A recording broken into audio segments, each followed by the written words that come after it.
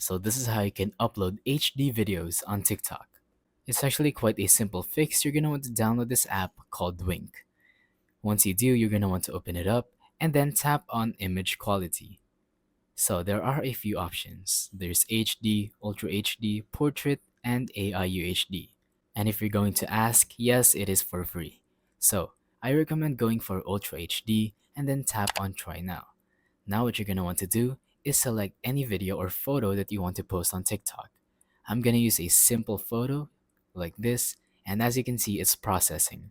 Just wait for it to reach 100%, and then you'll be able to download it and then post it to TikTok. As you can see, it's much clearer on the right side than the left side. It may not seem like that, but it can actually restore any kind of photo or video back to its original state, or maybe even better.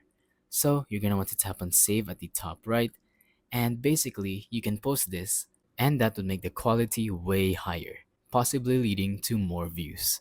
And yeah, that's about it for this video. Thank you for watching.